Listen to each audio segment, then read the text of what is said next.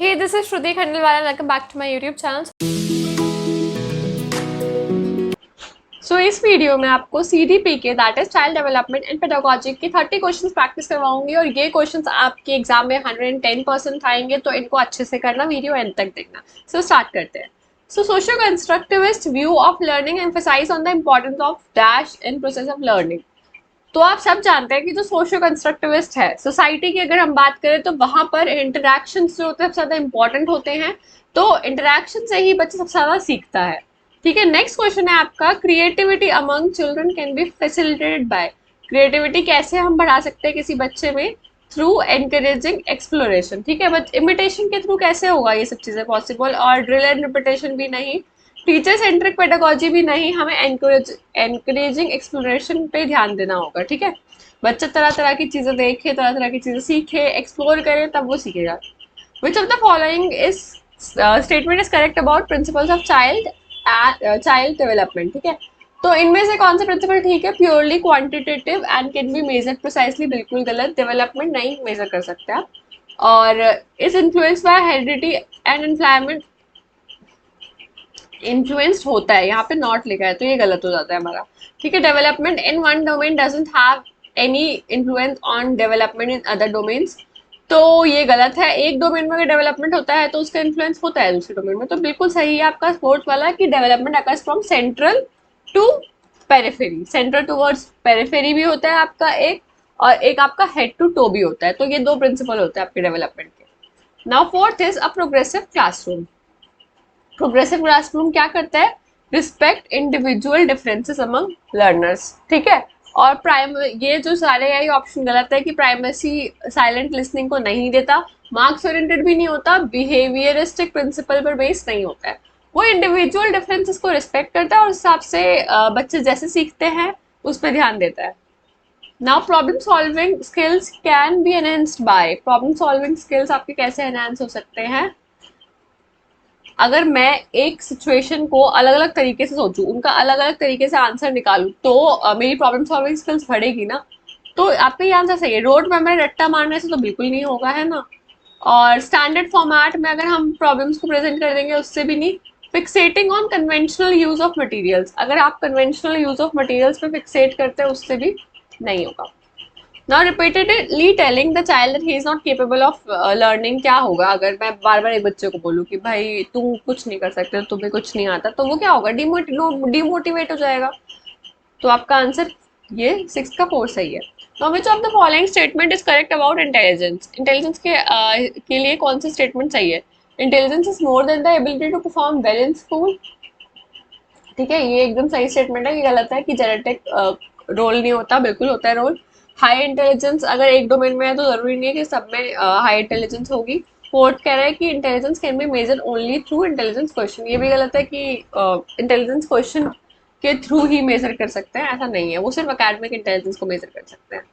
Now eighth question है, in Lawrence Kohlberg's theory of moral development obeying rules to avoid punishment represents. अगर मैं rules ओबे कर रही हूँ पनिशमेंट को अवॉइड करने के लिए, तो उसको क्या रिप्रेजेंट किस उसमें करेगा? तो बेसिकली ये हमारे प्री कन्वेंशनल स्टेज में होते हैं, हम बहुत छोटे होते हैं, हम सारे रूल्स को ओबे करते हैं, कोई गलत काम नहीं करते, सो दैट हमें पनिशमेंट ना मिले। As per Lev Vygotsky's theory which of the following is an effective strategy of scaffolding? Vygotsky की थ्योरी के हिसाब से स्कैफोल्डिंग की इफेक्टिव स्ट्रैटेजी कौन सी है? ठीक है, स्कैफोल्डिंग मतलब क्या होता है? सबसे पहले ये समझ लो कि हम जब किसी बच्चे को एक एडिशनल हेल्प प्रोवाइड करते हैं, उसे हिंट्स और क्लूज देते हैं कि हाँ आप इस आंसर को तक पहुंच सकते हो, लेकिन वो करेगा खुद ही, हम बस उसको थोड़ी सी हेल्प कर रहे हैं, एक सपोर्ट प्रोवाइड कर रहे हैं। ठीक है, तो आपका आंसर ये बिल्कुल सही हो जाता है कि giving hints and cues if children are stuck at some point while solving the problem. ठीक है, सॉल्व वो खुद ही करेगा, हम तो बस थोड़ा सा सपोर्ट दे रहे हैं उसे। Levi-Vygotsky's theory mainly focuses Levi-Vygotsky's theory mainly focuses on explaining. Vygotsky की थ्योरी मेनली किस पे फोकस करती है एक्सप्लेन करते वक्त? Role of cultural tools. Culture society की बहुत ज़्यादा बात करी है कॉग्निटिव उसने वाइगोस्की ने कॉग्निटिव डेवलपमेंट की हेल्प में। तो देखो यहाँ पे सोशलाइजेशन वर्ड भी लिखा हुआ है, बट यहाँ पे बायो इकोलॉजिकल मॉडल बोला है, तो इसकी तो किसी ने बात ही नहीं करी, वाइगोस्की ने कभी कोई ऐसा मॉडल दिया नहीं, तो आपको कल्चरल टूल्स वाला आंसर सही है। नाउ सेकेंड थिंग इज यहाँ पे वाइगॉस्की और आपका जो भी सारे आपके ये है प्याजे है, कोलबर्ग हो गया, इन सब की थ्योरी आप अच्छे से पढ़ लेना। इनमें से हमेशा क्वेश्चंस आते हैं और आते रहेंगे। मैं बहुत फास्ट बोल रही हूँ इसीलिए बहुत मेरी टंग स्लिप भी हो रही है, बट आई विल ट्राई। मैं चाहती हूँ जल्दी जल्दी आप समझ पाओ साइड से, तो इसका टाइम वेस्ट ना हो। तो अगर आप चाहो इससे फास्ट भी करना तो आप इसकी स्पीड और बढ़ा सकते हो, 2x पे देख सकते हो सिर्फ। Now, which of the following is not correct about the learning process? इनमें से कौन सा सही नहीं है लर्निंग प्रोसेस के हिसाब से? तो यहाँ पर learning is based on personal and environment factors, बिल्कुल सही। लर्निंग इज कॉन्टिन्यूस, ये भी सही है। हमसे पूछा है गलत क्या है, तो भाई गलत तो यही है कि error and mistakes are irrelevant. भाई क्यों इररेलेवेंट है एरर और मिस्टेक्स? वो होंगे तभी तो हम सीखेंगे, ठीक है। Now which of the following is a correct statement in content of learning? इनमें से कौन सी स्टेटमेंट सही है लर्निंग के कंटेंट में? इसमें लिखा हुआ है learning is a complex process which requires active engagement of learners. तो ये बिल्कुल सही है कि एक कॉम्प्लेक्स प्रोसेस है लर्निंग, जो ये मांगती है कि जो लर्नर हो उसकी एक्टिव एंगेजमेंट हो, ठीक है। नाउ राइट टू एजुकेशन 2019 क्या कहता है?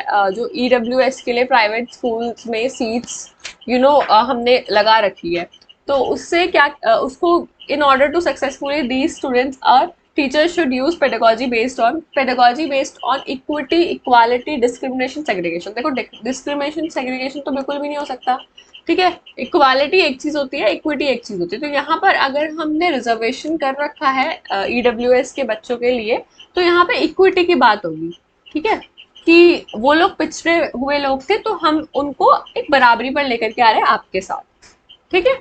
तो उसको इक्विटी कहते हैं। Now next is seeing a horse. एक हॉर्स को देखने के बाद एक बच्चे ने बोला कि सच अ बिग डॉग। तो जीन पियाजे की थ्योरी के हिसाब से ये जो चाइल्ड का रिस्पॉन्स है किस पे बेस्ड है? ये बेस्ड है एसिमुलेशन पे। ऑब्जेक्ट परमानेंस वो होती है जैसे कि छोटे बच्चा जो होता है 8-9 महीने का, या आपका 1 साल का बच्चा, उसके सामने कोई चीज है तो उसको वो चाहिए, जैसे ही वो चीज गायब हो जाती है वो भूल जाता है, उसको नहीं पता, उसको सिर्फ जो दिखता है वो है, जो नहीं दिखता वो नहीं है। मेक बिलीव वाला कॉन्सेप्ट भी नहीं है, डेफर्ड इमिटेशन भी नहीं है, एसिमुलेशन है कि उसने एक चीज देखी और उसने एसिमुलेट कर दिया। अब जैसे ही कोई उसको बताएगा वो अकोमोडेट होगी उसकी नॉलेज की, नहीं भाई ये डॉग नहीं है, ये हॉर्स है, ठीक है। तो विच of the following is correct matched pair of influencer and source of motivation? अब आप सब बहुत सिंपल सा है ये, ठीक है। एक्सट्रिंसिक मोटिवेशन वो होती है जो बाहर से कहीं से आती है। एग्जाम्पल कि मैं ये काम करूंगी तो मुझे पैसे मिलेंगे, तो पैसा एक्सट्रिंसिक मोटिवेशन है। खत्म हो जाएगा कल, पैसा कोई नहीं देगा तो मैं काम नहीं करूंगी, ठीक है। सो यहाँ पर आपका जो करेक्टली मैच्ड है वो है ये क्यूरोसिटी। देखो क्यूरियोसिटी विद इन आती है अंदर से, और जो विद इन आए वो इंट्रिंसिक मोटिवेशन होती है, ठीक है। तो कैश प्राइस एक्सट्रिंसिक है, इंटरेस्ट इंट्रिंसिक है, और सेल्फ फुलफिलमेंट भी आपका इंट्रिंसिक मोटिवेशन है कि जो अंदर से होगा, ठीक है। तो आपका ये सबसे सही ऑप्शन है सर, क्यूरियोसिटी है, क्योंकि यहाँ पे curiosity is an intrinsic motivation. Now to teach a concept to students in primary grades, which of the following sequence represents a sequence of representation of content is most appropriate? हम बच्चे को पढ़ाते हैं, ठीक है। अब हम क्या प्रोसेस फॉलो करेंगे प्राइमरी ग्रेड में? सबसे पहले तो उसको कंक्रीट मटेरियल हम दिखाएंगे। कंक्रीट मटेरियल मतलब कि मान लो मुझे उसे एप्पल ही पढ़ाना है, ठीक है, तो मैं एप्पल लेकर के आऊंगी अपने घर से कि एप्पल ऐसा होता है, ठीक है। फिर मैं उसको एक पिक्चर दिखाऊंगी एप्पल की, ठीक है, एक पिक्चर, कलर्ड पिक्चर। उसके बाद हम उसे सिंबल पर लेकर के आएंगे, सो दैट वो उसकी अपेयरेंस देख करके समझ ले कि हाँ ये एप्पल है, ठीक है। तो ऐसे ये प्रोसेस फॉलो करते हैं हम। विच of the following factors influence learning? इनमें से कौन से फैक्टर जो है वो इन्फ्लुएंस से करता है लर्निंग को? देखो सारे फैक्टर्स कर रहे हैं। मोटिवेशन भी होनी चाहिए, सोशल कंटेंट भी बहुत मैटर करता है, इमोशंस भी करते हैं, पेडागॉजिकल अप्रोचेस भी करते हैं। सोशल कंटेंट मीन्स कहाँ से बच्चा आ रहा है, उसकी सोसाइटी कैसी है, आसपास के लोग कैसे हैं, उससे बहुत फर्क पड़ता है, ठीक है। वो कितना लोगों से इंटरेक्ट करता है और कैसे है, तो सारे फैक्टर्स लर्निंग को अफेक्ट करते हैं। In order to facilitate the learning process a teacher should use strategies which emphasize on. अगर एक चाहता है कि लर्निंग प्रोसेस हमारी फैसिलिटेट हो, अच्छी हो, तो टीचर क्या स्ट्रैटेजीज यूज करेगा? वो एक्सप्लोर करेगा रिलेशनशिप्स बिटवीन डिफरेंट कॉन्सेप्ट। मैंने आज तुम्हें ये कॉन्सेप्ट पढ़ाया, मैंने कल तुम्हें ये पढ़ाया, अब इन दोनों के बीच में वो रिलेशनशिप बताएगा ताकि चीजें क्लियर हो सके, आप उसको प्रैक्टिकली समझ सको। ठीक है, कंपटीशन क्रिएट नहीं करेगा। कन्वर्जेंट थिंकिंग अच्छी नहीं होती है। कन्वर्जेंट मतलब कि आप एक तरीके से ही सोचो। ठीक है, क्रिएटिव नहीं होती कन्वर्जेंट थिंकिंग। और कॉम्प्लेक्स टू सिंपल हम नहीं जाते हैं, बच्चों को आप पहले कॉम्प्लेक्स चीज पढ़ाओ, उसको समझ में नहीं आएगी, है ना। और उसके बाद सिंपल पढ़ाने का सेंस ही क्या है, जब कॉम्प्लेक्स नहीं उसको आपने पहले दे दी। सिंपल पढ़ाओ, पहले सिंपल समझ में आता है, उसके बाद कॉम्प्लेक्स पे जाओ। Now language development among children get influenced by. Language development किससे इन्फ्लुएंस होती है? देखो, जेनेटिक्स से भी होती है और एनवायरमेंट से भी होती है, दोनों से होती है। लर्निंग भी जेनेटिक्स और एनवायरमेंट दोनों पे डिपेंड करती है। आपके दोनों फैक्टर्स जहाँ जेनेटिक्स और एनवायरमेंट आ जाए इक्वली वर्क करते हैं, आप किसी एक को प्राइमेसी नहीं दे सकते। जैसे nature versus nurture is very famous. So ये जो डिबेट है ये हमेशा चलती रहेगी, तो दोनों का बहुत हद तक सेम सा रोल होता है, आप हटा नहीं सकते किसी को भी। Now during a discussion, cricket का पर डिस्कशन होता है, तो टीचर जो होता है वो सारे क्वेश्चंस ना लड़के से पूछ रहा है, लड़की से नहीं पूछ रहा। तो ये जो एग्जांपल है ये किस चीज का एग्जांपल है? ये जेंडर बायस का है। ठीक है, बायसनेस मतलब होती है कि आप एक को ज्यादा इंपॉर्टेंस देते हो, एक को कम। तो जेंडर के बेसिस पे जब आप किसी को वो बायस कर रहे हो, पार्शियलिटी कर रहे हो, तो उसको हम जेंडर बायस कहते हैं। ठीक है, जेंडर थ्रेट नहीं होगा, किसी जेंडर को इससे खतरा नहीं है कि वो मर ना जाए, ऐसा कुछ नहीं होगा। जेंडर रिलेवेंस बिल्कुल नहीं, एम्पावरमेंट तो शो ही नहीं हो रही यहाँ पे। ठीक है, तो जेंडर बायस है। In a child centred classroom a teacher gives importance to active knowledge of construction process. Child centred classroom में एक्टिव नॉलेज कंस्ट्रक्शन प्रोसेस पे फोकस किया जाता है। ठीक है, कंप्लीशन ऑफ सिलेबस नहीं होता, फ्रीक्वेंट ऑब्जेक्टिव टाइप एग्जामिनेशन भी नहीं होते, डिसिप्लिन स्ट्रिक्ट भी नहीं होता कि पनिशमेंट पे बेस्ड हो। ठीक है, now according to contemporary policies of education which of the following is the most suggested model of schooling for children with disabilities. अब इनमें से कौन सा मॉडल ऐसा है चिल्ड्रन के लिए डिसेबिलिटी वाला? तो यार देखो, जहाँ डिसेबिलिटी है वहाँ आंख बंद करके इंक्लूसिव एजुकेशन पे करना। ठीक है, इंक्लूसिव एजुकेशन वही होता है जहाँ पे हर तरीके के बच्चे साथ में बैठ के पढ़ते हैं, और स्पेशली डिसेबिलिटीज, डिसेबिलिटी वाला हमेशा यहाँ पे क्वेश्चन आता है, तो उनके लिए इंक्लूसिव एजुकेशन ही है। Which of the following is a primary agent of socialization? Primary agent of socialization होती है हमारी इमीडिएट फैमिली। जिस फैमिली में बच्चा बॉर्न हुआ है उसकी वो फैमिली सबसे पहला सोशलाइजेशन एजेंट है। वो उनसे बात करता है, ठीक है, और समझता है, उनके साथ दुनिया देखता है, तो वही उन्हें सारी चीजें सिखाते हैं, मोस्ट ऑफ द चीजें। Now classroom environment has a significant dash, और कुछ भी नहीं लिखा हुआ यहाँ पे आगे, misprinting, has significant a child's learning to inculcate a culture of mastery oriented learning, learning that focuses on understanding, learning classroom environment should be। देखो, लर्निंग के लिए क्लासरूम एनवायरनमेंट कैसा होना चाहिए, सबसे मेन चीज पे आता है यहाँ पे। कोऑपरेटिव होना चाहिए, कोलैबोरेटिव होना चाहिए। कोऑपरेटिव मतलब हर कोई कोऑपरेट करे, समझे कि सामने वाला इंसान को नहीं समझ में आ रहा, उसे दोबारा समझाया जाए, उसकी नीड्स को समझा जाए। कोलैबोरेटिव कि वहां पे हर पीयर साथ में काम करे, साथ में सीखे समझे, कंपटीशन ना हो वहां पे कोई। ठीक है, next is Lev Vygotsky's ideas, language and thought suggest that. जो लेव वाइगोस्की का आइडियाज हैं लैंग्वेज और थॉट पे, वो सजेस्ट करता है कि जो लैंग्वेज है वो गाइड करती है कॉग्निटिव डेवलपमेंट को। अब यार देखो, मैं अपने मन में कुछ सोच रही हूँ, आप सब अपने मन में कुछ सोचो, आप वो लैंग्वेज की मदद से ही सोच पा रहे हो ना, कुछ तो मन में कुछ बोल रहे हो, वो लैंग्वेज ही तो है ना। तो लैंग्वेज जो होती है वो गाइड करती है कॉग्निटिव डेवलपमेंट को। आप मन में क्या क्या सोचोगे, वरना कैसे बात करोगे खुद से। तो concrete operational stage in Jean Piaget's theory of cognitive development corresponds to the age group.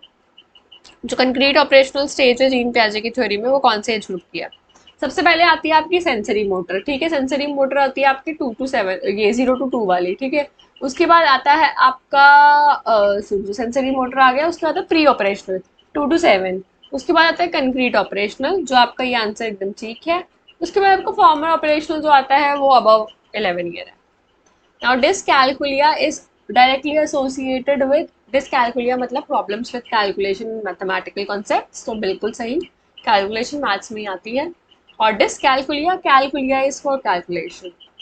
In an inclusive classroom, information should be presented. Inclusive classroom में मान लो इंक्लूसिव क्लासरूम है, एक बच्चा यहाँ पे ब्लाइंड है, एक बच्चे को हियरिंग प्रॉब्लम है, एक बच्चा लाइक उसको फिजिकल डिसेबिलिटी है, लाइक पैरों में प्रॉब्लम हो सकती है उसके, दूसरा बच्चा इकोनॉमिकली वीकर सेक्शन से आ रहा है, तीसरा बच्चा ऐसे कुछ, इतने सारे बच्चे इकट्ठे पढ़ रहे हैं। तो यहाँ पर इतने सारे बच्चे हैं तो जो आपकी एजुकेशन होगी वो मल्टीपल फॉर्म्स में होगी, ठीक है। सिर्फ वर्बल होने से जो सुनने वाला बच्चा है जिसको हेयरिंग इम्पेयरमेंट है उसको समझ में नहीं आएगा, सिर्फ विजुअल फॉर्म से जो ब्लाइंड है उसे नहीं आएगा, ठीक है। सिर्फ टेक्सचुअल फॉर्म से भी ब्लाइंड को नहीं समझ में आएगा, उसके लिए ब्रेल स्क्रिप्ट अलग से होनी चाहिए। या फिर मान लो किसी बच्चे के हैंड नहीं है तो वो टेक्सचुअल फॉर्म को वो फील भी नहीं कर सकता अगर हम ब्रेल भी ले आए तो यहाँ पे मल्टीपल फॉर्म्स की होनी चाहिए, हर बच्चे के लिए अलग। Now next is, you are a teacher who believes that children learn at a varied paces and in different ways. तो आप कैसा असेसमेंट प्लान करोगे? आप एक टीचर हो जो सोचते हैं कि हर बच्चा अलग अलग तरीके से, अलग अलग अपने स्पीड पे समझता है चीज़ों को अलग अलग तरीके से, तो आप उसके लिए कैसा असेसमेंट प्लान करोगे? तो भाई अगर डिफरेंट वेज से याद हो रहा है चीज़ें तो फिर डिफरेंट मेथड ऑफ असेसमेंट होंगे, एक मेथड तो नहीं हो सकता है ना। सो ये होगा इसका। नाउ लास्ट क्वेश्चन आर, इसके बाद हमारा मैथ्स आ जाएगा, वो हम नेक्स्ट वीडियो में करेंगे, otherwise this video will be so long, ठीक है। तो ये लास्ट क्वेश्चन है आपका, to facilitate conceptual understanding among students a teacher should. अगर कॉन्सेप्चुअल अंडरस्टैंडिंग आपको स्टूडेंट्स में लानी है तो टीचर को क्या करना चाहिए? Rely only on lecture method या फिर encourage students to learn through rote memorization? आपको ये सब तो दिख ही रहा है, गलत ही है, ठीक है। थर्ड एकदम सही है कि अपॉर्चुनिटी प्रोवाइड करें ताकि वो कनेक्शन बना सके कि क्या मैंने प्रेजेंट कर दिया, क्या उन्हें ऑलरेडी पता है, क्या वो समझ पा रहे हैं, कनेक्शन बना पा रहे हैं, ठीक है। तो आपका थर्ड ऑप्शन सही है। और एक टीचर को हमेशा एग्जाम्पल्स और नॉन एग्जाम्पल्स इंक्लूड करने चाहिए, यहाँ पे नॉट लिखा हुआ है तो वो गलत है। सिर्फ लेक्चर मेथड पे आप रिलाय नहीं कर सकते, स्टूडेंट्स को रोड मेमोराइजेशन के लिए फोर्स नहीं कर सकते हो, ठीक है। तो आपका आंसर थर्ड सही हो गया। सो या that was it, that was all about today's video. I hope आपको ये सेशन अच्छा लगा होगा, और अगर सच में सेशन अच्छा लगा है तो लाइक सब्सक्राइब जरूर करना। मिलते हैं अगली वीडियो के साथ, टिल देन गुड बाय।